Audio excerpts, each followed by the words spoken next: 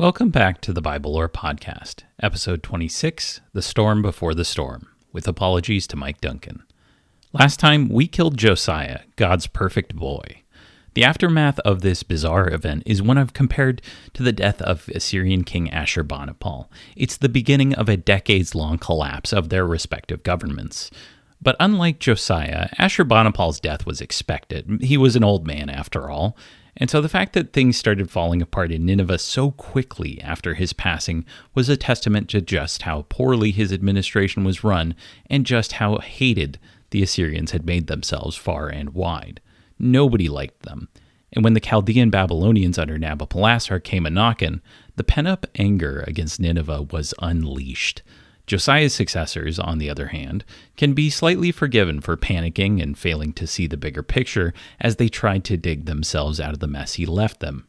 Additionally, they're not the empire themselves. They were caught between two much larger, much more influential kingdoms, the Babylonians and the Egyptians, so as we walk through their failures, let's cut them a bit of slack.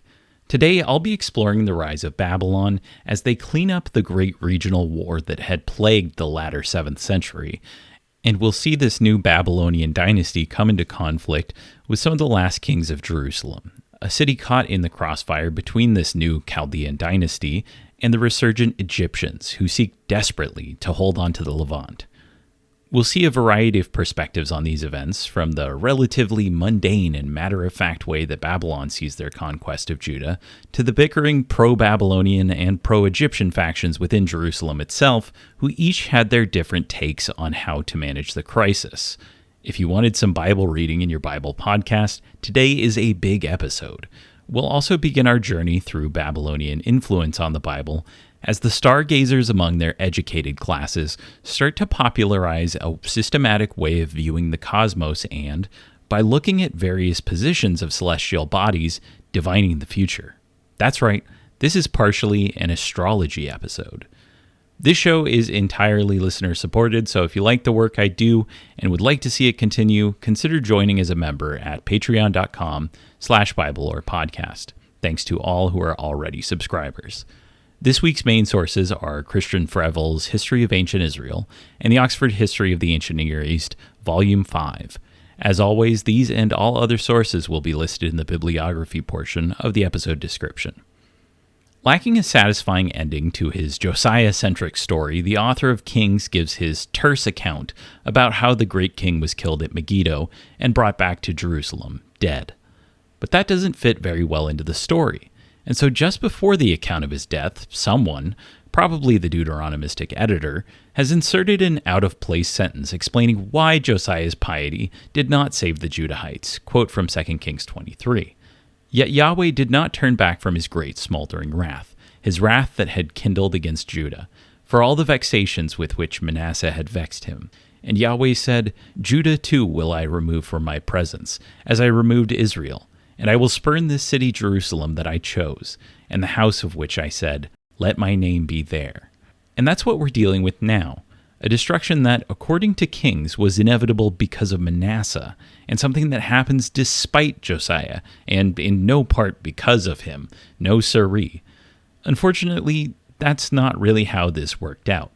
Mario Liverani notes that Josiah, after all, had merely followed the advice of the book that probably had its origins in his time, Deuteronomy. As Deuteronomy 20 notes, quote, when you go out to war against your enemies and see horses and chariots, an army larger than your own, you shall not be afraid of them, for Yahweh your God is with you, who brought you up out of the land of Egypt. Yahweh's big assist didn't quite pan out, though. Whatever happened at Megiddo, whether Josiah's forces actually confronted Necho's in a battle of some kind, it was over rather quickly. By this point, the remnants of the Assyrian state had been pushed by the Babylonians all the way up to Haran in modern-day southeastern Turkey near the Syrian border. And while Necho offered some support, it didn't amount to a whole lot. The same way that Egypt had failed to support Levantine petty kings in the Late Bronze Age, the same way they had failed to shore up Hezekiah's rebellion against Assyria. The pattern is so clear, you cannot rely on Egypt, separated by a sea or a desert, for much help. Their army is big enough that they can bully you into coughing up some dough, but this protection racket was rarely able to deliver on instant defense. it was a remote operation for all intents and purposes. The Judahites seem to have been broadly split between factions that still favored backing the Egyptians, fearing reprisals, and those that favored backing the Babylonians. With the death of Josiah, supporters of the Babylonians appear to have helped install one of Josiah's younger sons, Jehoahaz. But Necho was not unwise to the internal politics of his new prized vassal in Jerusalem. He undoubtedly had advisors and diplomats within Jerusalem who could see right through the Judahites. Just 3 months after being installed, as the Egyptians were returning from that year's military campaign season and their botched attempt to gain a deeper foothold in the Middle East, they swung by Judah, took Jehoahaz captive, and sent him north into modern Syria in the town of Hamath. Here's how Kings puts it. Jehoahaz did what was displeasing to Yahweh, just as his fathers had done.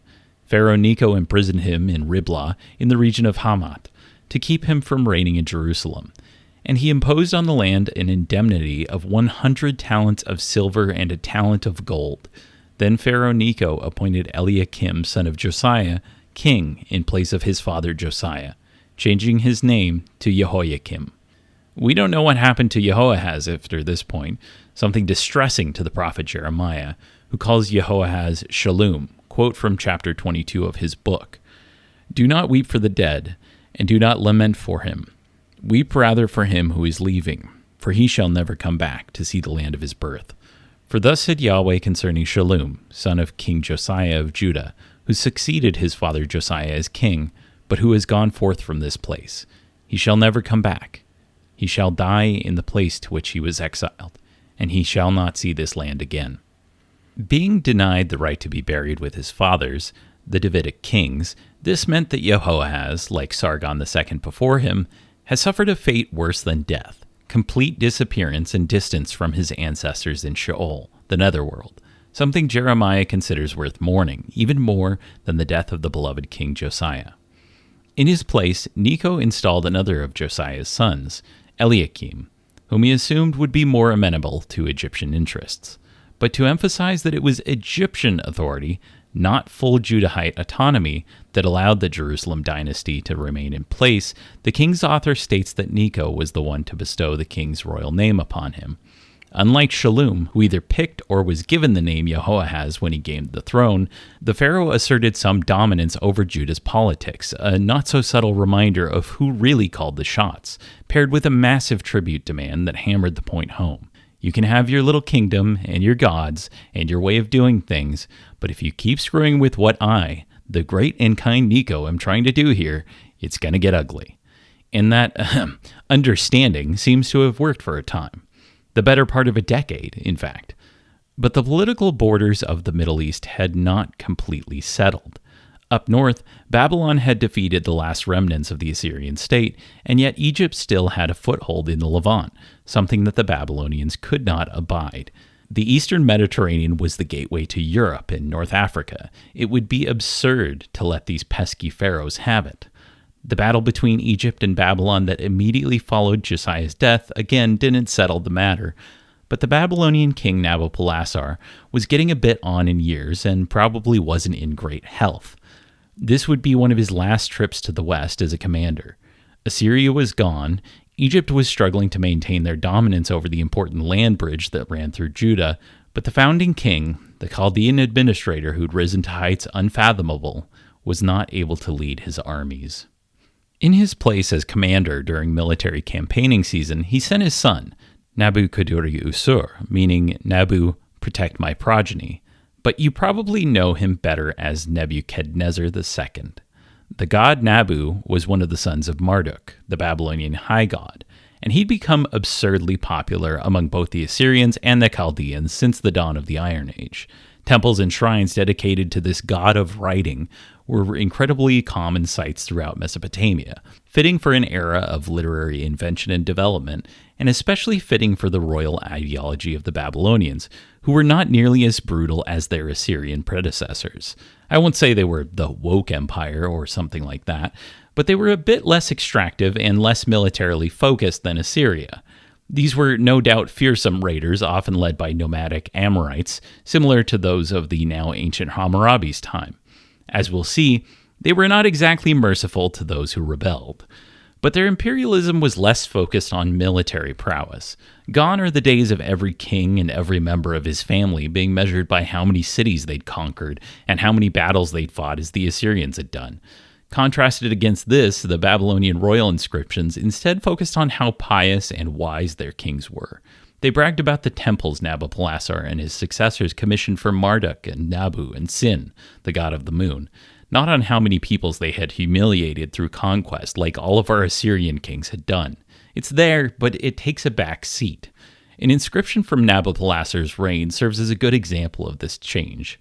Nabopolassar, the king of justice, the shepherd called by Marduk, the creature of Ninmena, the supreme lady, the queen of queens, the one to whom Nabil and Tashmetu stretched their hand, the prince beloved by Ninshiku. When I was young, although I was the son of a nobody, I constantly sought the sanctuaries of Nabu and Marduk my lords.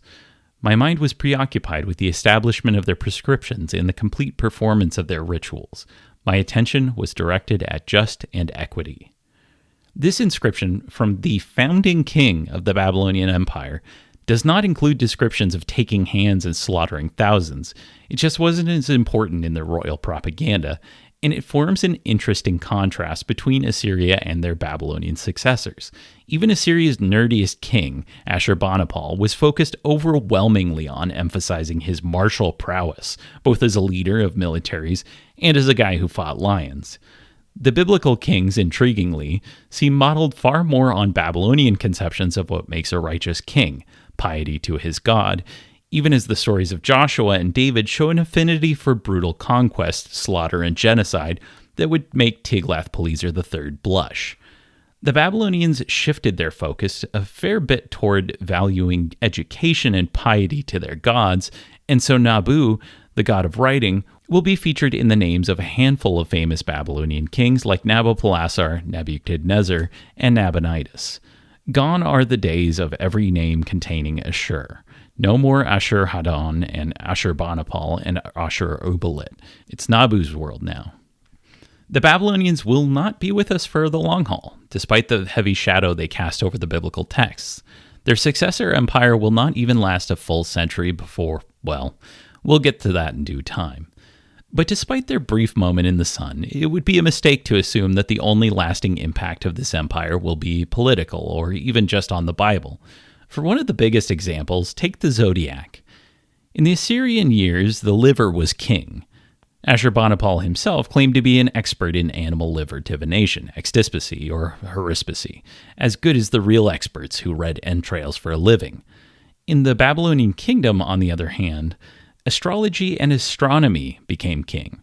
Indeed, the two practices had not yet been separated from each other, they were one and the same. And while later Christian and Jewish theologians will usually condemn the practice as illicit divination, astrology has been in the background of essentially all three major Abrahamic faiths at various times. For example, synagogues in late antiquity and even into the medieval period would sometimes feature the zodiac wheel on their walls, and medieval cathedrals sometimes have zodiac figures represented in their own stonework and art. Indeed, the Gospel of Matthew elevates the status of Jesus' birth by having the Persian magi, diviners, masters of astrology, follow the most important signs they'd ever seen in order to find the infant Savior. Astrological divination, in other words, will be with us for a long time, and it meets its first great influence in Babylon. Well, it's true that charting the paths of the stars and divining meaning out of their intersection with planets and moon phases predates the Babylonians. It would be their mathematical precision and scientific rigor that would help inform Greek, Jewish, and then Christian understandings of the cosmos, even if skeptics like Augustine of Hippo found the idea of one's fate being told in the stars to be an infringement on God's jurisdiction. Of course, as others might point out, it was the gods themselves who were the stars, or at least put the stars in motion, and so to those who found meaning in the zodiac, no contradiction existed. Babylonian academics kept detailed coordinates of various astronomical positions over an enormous period of time. As past Bible Lore podcast guest scholar Moudhy al-Rashid discusses in her wonderful book, Between Two Rivers, quote, the zodiac ended up playing an immediate role in a group of several hundred cuneiform tablets that record astronomical phenomena, beginning in the late 7th and or early 6th century BCE in Babylonia. Known in antiquity by a phrase that translates to regular watching, they are today called the astronomical diaries for their sustained nightly observations of events both in the sky and on Earth. The planets in particular are described in relation to the 12 zodiacal signs to make it easier to locate them. As an example, Venus until the middle of the month was in Virgo, until the end of the month in Libra. Mercury in the beginning of the month was in Cancer, Mercury's last appearance in the east in Leo. Saturn was in Capricorn, Mars was in Pisces. That month, the river level receded 8 fingers total. 30 was the Na, that is, the gauge. That month, on the 6th day, the satrap of Babylonia from Seleucia, which is on the Tigris, entered Babylon. On the 9th day, merrymaking took place everywhere. End quote. So it's this kind of data collection, noting when the planets crossed through various grand constellations, that allowed them to understand these movements with much more detail than anyone had had up to that point, something that others would continue to build on over the centuries, resulting eventually in breakthroughs by folks like Johannes Kepler and Tycho Brahe. The Babylonians could only barely grasp the larger questions of physics that they were touching on, and while they obviously mixed it heavily with decidedly non-scientific views that conceived of a grand pattern they could ascertain, we should still give them their flowers. Whether you're into astrology, astronomy, or both, we have all benefited greatly in the long run from their goofy guys staring up at the stars and charting coordinates into clay tablets.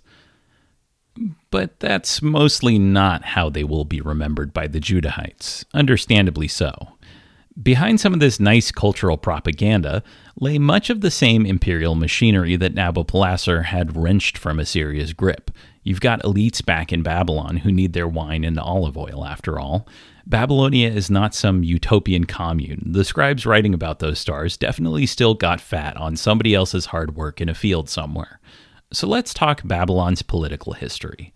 The beginning of Nabopolassar's reign is typically dated around 626, as a breakaway from the Assyrians. He spent the next 20 years of his tenure slowly absorbing Nineveh's empire, battle after battle, with the sack of the great capital in 612 serving as a major milestone in the brutal struggle between the old and the new powers.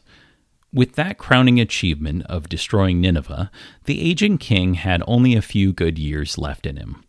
That brings us back to Nebuchadnezzar, who began campaigning without his father around 608 and took over as king in 605 after his father died.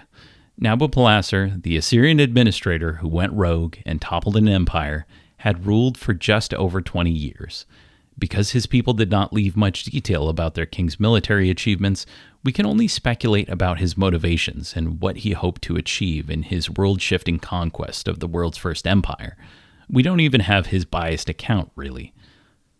And while this lack of Babylonian perspective is mostly true for Nebuchadnezzar as well, we do have the Bible's perspective, and boy does it take him to task.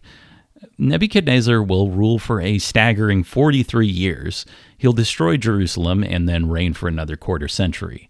Because of this, he had direct contact for decades with some of Judah's exiled elites, and yet we will not really touch on how he's most often portrayed in the Bible for a while because, well, a quick tangent.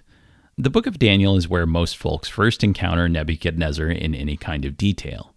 Oh, yeah, Mr. Nezzar. Nebuchadnezzar. But you better call him Mr. Nezzar. Now, Mr. Nezzar's not a bad man. He just gets confused sometimes. But the book is not really a relevant source for this period in Judahite and Babylonian history because it's a much, much later work, written by folks so distant from the events that one of the most famous episodes from Nebuchadnezzar's life was actually borrowed from the last king of his empire. Daniel is one of the most interesting books of the Bible, but it just doesn't have anything to do with the real historical Babylon in any meaningful sense, so we'll be saving it for a much later episode, probably a couple episodes if I'm being honest. It's a very important book, it just ain't relevant right now. All that to say that Nebuchadnezzar is sadly a bit more like some of our biblical kings, where we don't know a ton about them outside of fairly stock royal propaganda and later reception, and are left discussing their military and political achievements without much elaboration beyond general speculation. So it is with Nebuchadnezzar.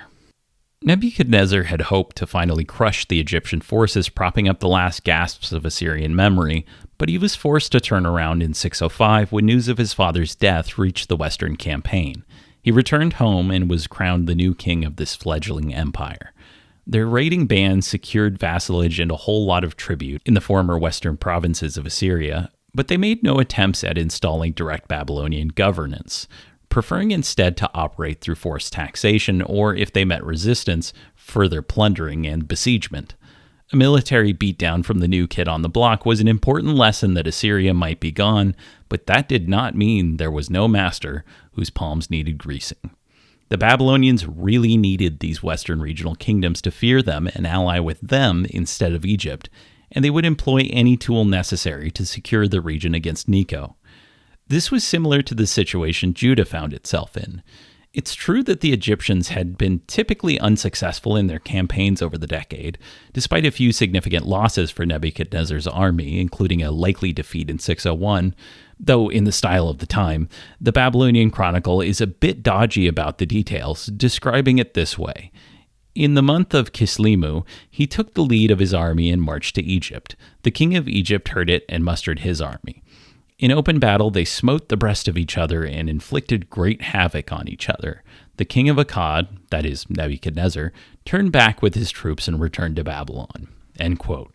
That is about the closest you'll get to hearing one of these kings admit they got their asses handed to them.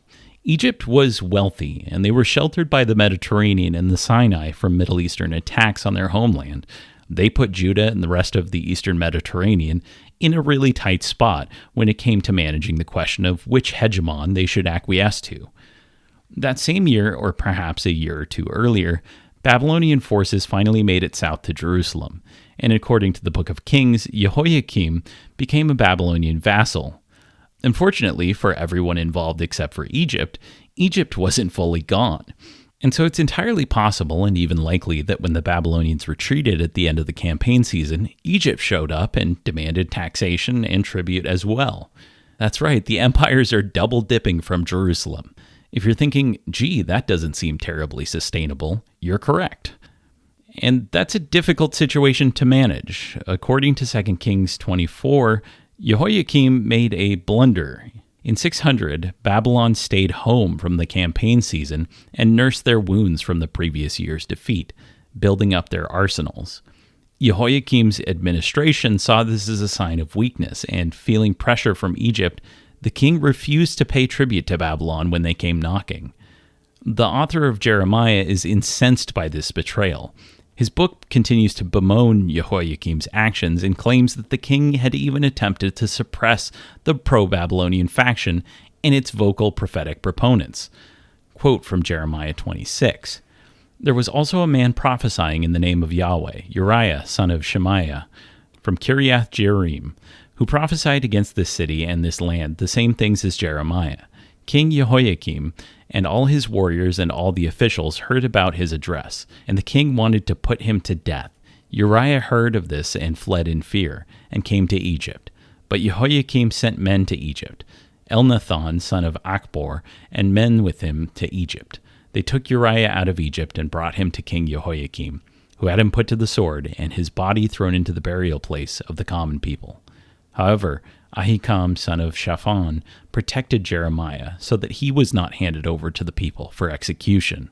If this has any basis in history, which, to be fair, isn't a given, Jeremiah would have considered it an insult to Josiah's death to prop up Egypt, even if Babylon had suffered a minor setback. And you can see their point. Pay tribute to Egypt, do whatever you have to do to survive this, but don't piss off the Babylonians by sending them away empty-handed. Egypt is not going to save you, just like they didn't save Hezekiah from the Assyrians. Regardless of its historicity, and in contrast to the king's author blaming Manasseh for Jerusalem's downfall, it's clear that the author of Jeremiah, with hindsight of course, rightly recognizes this as the great miscalculation that led to Judah's downfall. Kings instead notes that Jehoiakim bet the farm on Egypt. Quote, and Jehoiakim gave the silver and the gold to Pharaoh, but he assessed the land so as to give the silver according to Pharaoh's decree. Every man according to his assessment. He wrested the silver and the gold from the people of the land to give to Pharaoh Necho. If Josiah's ill-advised rebellion had been a bad sign for the political acumen of Jerusalem, this was the fatal mistake of the Judahite government.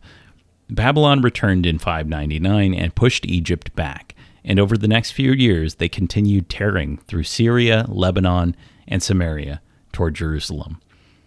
Up until these last few campaigns, Judah had remained off the beaten path, on the outskirts of greater wars and fighting. Even in Josiah's time, a decade earlier, they'd merely swapped from being under Assyrian territory to being under Egyptian territory. Their acquiescence to Egypt had been a matter of course. They were completely surrounded. Now, though, they were in the real, deep shit. So you were in Vietnam, if I'm not mistaken? Yeah? Were you in the shit? Yeah, I was in the shit. Their very kingdom had become the disputed borderlands between rival empires in a way not seen since the battling between the Hittites and Egypt 600 years ago, long before anyone could remember. Gone were the days of the northern kingdom of Israel bullying them and the constant fighting between Yahwistic kingdoms. That would have seemed almost like a golden age.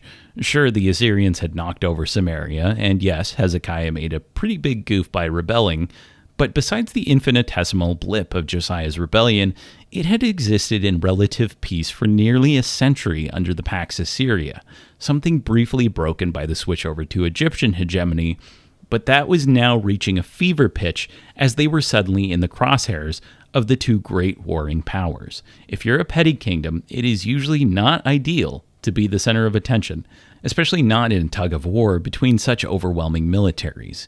Jehoiakim may not have realized the danger he was in. It was not really the kind of power politics his country had had to deal with for generations. So despite the pro-Babylonian faction's protests, he'd taken the bait and thrown his lot in with Egypt, and now Nebuchadnezzar was on the march. And then something mysterious happened. Jehoiakim died.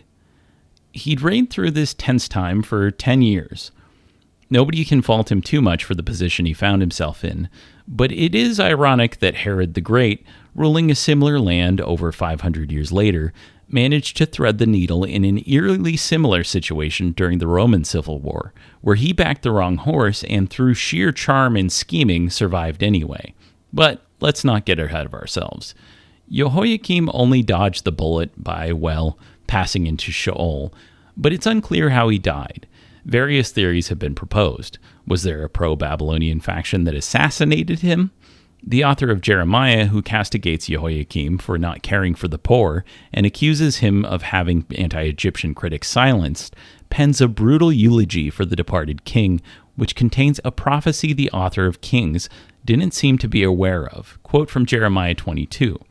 Therefore, thus said Yahweh to Jehoiakim, son of Josiah, king of Judah, they shall not lament him.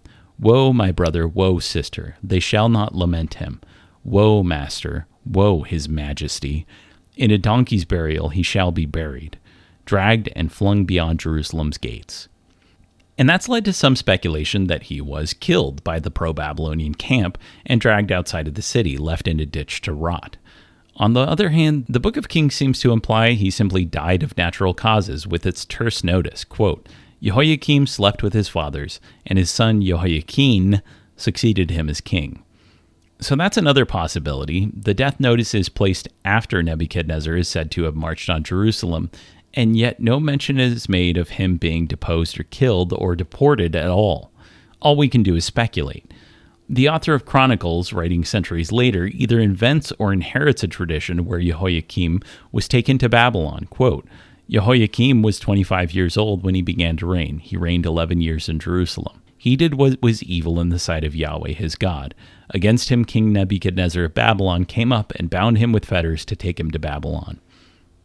Because the king is said to have slept with his father by the author of Kings, essentially meaning he was buried with the other kings, and because Babylon does not mention taking him away, this seems rather unlikely. But anyway, however it happened, he died. His teenage son, the similarly named Jehoiachin, was installed in his place, and he had to deal with the reality that Babylon was going to win this war, and Babylon was going to show up at their doorstep, something that the author of Kings notes, quote, The king of Egypt did not venture out of his country again, for the king of Babylon had seized all the land that had belonged to the king of Egypt. from the Wadi of Egypt to the river Euphrates. And while there were definitely further skirmishes, which we'll get to, the author's summary is broadly correct. Egypt was pushed back, and whatever potential threat they represented toward Babylon mostly diminished. Jehoiakim had bet on the wrong horse, and Jehoiakim, his son, according to Kings, was the one who faced down Nebuchadnezzar, just weeks after taking the throne. We don't know whether there was even an attempt at a military resistance, probably not much beyond closing the gates and figuring out how to offer a surrender. The siege, if we can really call it that, did not last long. The Babylonian source merely notes that Nebuchadnezzar, quote, set his camp against the city of Judah, and on the second Adar, he took the city and captured the king. He appointed a king of his choosing there, took heavy tribute, and returned to Babylon. End quote. They don't even refer to Jerusalem by name. The author of Kings goes into some reasonably plausible detail, quote from 2 Kings 24. King Nebuchadnezzar of Babylon advanced against the city while his troops were besieging it. Thereupon King Jehoiakim of Judah, along with his mother and his courtiers, commanders, and officers, surrendered to the king of Babylon. The king of Babylon took him captive in the 8th year of his reign. He carried off from Jerusalem all the treasures of the house of Yahweh and the treasures of the royal palace. He stripped off all the golden decorations in the temple of Yahweh, which King Solomon of Israel had made, as Yahweh had warned. So far, that's all fairly expected and seems to align with the historical record pretty well, apart from the prophecy that this exact thing would happen, of course. The young king had served his sole purpose. King Jehoiakim surrendered, the Babylonians accepted, and they took the king and his family with them back to Babylon, along with his administration, probably a fair few local elites, and plenty of loot to make up for the missing tribute payments, including sacred furniture and decorations and adornments from the temple. Jehoiakim had been installed by a doomed administration that it knew its time had come, and he performed his only duty admirably, even if the king's author still says that he was an evil guy for some reason. I mean, what was he supposed to do? Jehoiakim even shows up in Babylonian records. He and his family were part of the royal Babylonian court in some capacity, and they were essentially privileged hostages who had jobs and responsibilities in the great city. These were elites who didn't put up a fight, and the Babylonians didn't blame them for what had happened, even if they punished the kingdom that remained and kept their prisoners comfortable enough that they wouldn't make a stink. Anyway, the passage in Kings continues, saying that Nebuchadnezzar, quote, exiled all of Jerusalem, all the commanders and all the warriors, 10,000 exiles, as well as the craftsmen and smiths. Only the poorest people in the land were left. He deported Jehoiakim to Babylon, and the king's wives and officers and the notables of the land were brought as exiles from Jerusalem to Babylon. All the able men, to the number of 7,000, all of them warriors trained for battle, and 1,000 craftsmen and smiths were brought to Babylon as exiles by the king of Babylon. And the king of Babylon appointed Mattaniah, Jehoiakim's uncle, king in his place, changing his name to Zedekiah. End quote. That part, saying there were 10,000 deportees, that is an enormous exaggeration. The theological bent of the author comes screaming back into focus and reminds us that we need to treat the biblical texts with caution when reconstructing history. Even the author of Jeremiah disagrees with that figure, instead numbering this round of deportees at the oddly specific number of 3,023.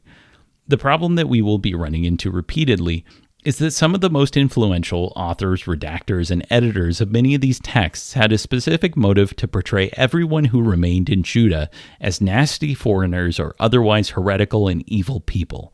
Whatever faction composed or edited many of these texts after the real exile of Judah ended did not like the people who had remained in the country, and there is a layer of extremely polemical material that claims, despite the evidence we see to the contrary, that these poor and stupid remainers were, in some ways, not real Judahites, not real Yahweh worshippers.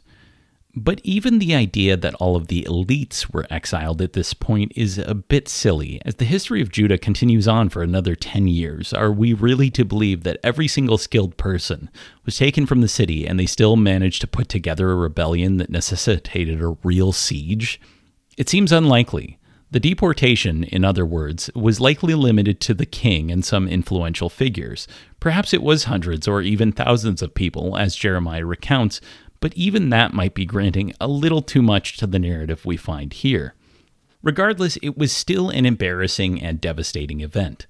Among those taken were prophets, including a young contemporary of Jeremiah's named Ezekiel, son of Buzi. Ezekiel, perhaps one of the most famous prophets, if only due to Quentin Tarantino. You read the Bible, Ringo? Not regularly, no. Well, there's this passage I got memorized. Ezekiel 25:17. Will be a subject of our next episode, but it's enough for now to note that he was taken to Babylon, or as he calls it, the land of the Chaldeans. Nebuchadnezzar's choice of replacement king was Jehoiakim's uncle Mattaniah, his father Jehoiakim's brother, another son of Josiah. And paralleling Jehoiakim receiving his name from the Egyptians who had installed him, Mattaniah is renamed Zedekiah by Nebuchadnezzar. He could still worship Yahweh, have a name that honored Yahweh, and be the king of Jerusalem. But again, the Babylonians made clear who was really behind the throne. Even his name was given only by the authority of Nebuchadnezzar. Zedekiah was now the third son of Josiah to be seated on the throne, and the second to be imposed by a foreign power. I don't know if you guys know politics, but that's usually not considered a great sign. Zedekiah's reign, once again, could have been an off-ramp. Things after 598 settled down a bit for a few years. The elites in Jerusalem had been embarrassed by an imperial power once again, but they'd survived these kinds of devastations before. This was nothing compared to the story the elders' parents had told them about Sennacherib's destruction of Judah, after all. That was just over a century before, and it undoubtedly still hung over Jerusalem as a reminder that Yahweh would be faithful to them and spare them, even if things got ugly. And hey, now Babylon had mostly settled in, and in time, perhaps relations with Judah would improve, as they had in Manasseh's time. But then things started happening again. 3 years after the first minor siege and deportation, around the year 595, Nebuchadnezzar's chronicle notes that something rather bad happened back home. Quote, "In the 10th year, the king of Akkad, that is Nebuchadnezzar, was in his own land. From the month of Kislevu to the month of Tebetu, there was rebellion in Akkad. With arms he slew many of his own army. His own hand captured his enemy." That's right, there was a revolt back in Babylon. That same year, Pharaoh Necho II died. He reigned for 15 years, and while he lost much of the foothold that his father, Psamtik I, had gained in the Levant, he made the Babylonians fight for every inch of land. Necho's son and successor, Pharaoh Psamtik II, immediately set about expanding Egypt's hegemony in the south, crushing the Nubians in a long-delayed revenge expedition into Sudan. After testing his strength, the new pharaoh saw the Babylonians' weak grasp over the Middle East as an opportunity to take back what his father had lost. There's a rebellion going on in Babylon. Maybe these guys aren't so strong after all. It was an open question as to which side the minor kingdoms of the Eastern Mediterranean, including Judah, would take in the coming conflict. I think you can see where this is going. And so we once again find ourselves at the precipice of disaster. The decade or so after Josiah's death saw Judah go through a series of kings trying to put Humpty Dumpty back together again and navigate the big hegemony question, only to repeatedly step on the rakes of empire. Jeremiah, definitively in the pro-Babylon camp, looked back on all of this as a completely avoidable tragedy, one caused by misplaced faith in Egypt and a lack of piety to Yahweh. Josiah had gotten himself killed trying to stop Egypt, and it had all been for nothing. The subsequent kings acquiesced to the Egyptians without much of a fight. We also saw the beginnings of Babylonian culture, as their focus on astrology and astronomy, equivalent in their eyes, still impacts us today. You probably don't get Nancy Reagan consulting an astrologer about policy decisions from the White House without Nabopolassar and Nebuchadnezzar absorbing the Middle East. Maybe she would have done a liver reading instead if Assyria hadn't crumbled. But you'll have to wait until next time for the infamous conclusion to the dynasty of Judah.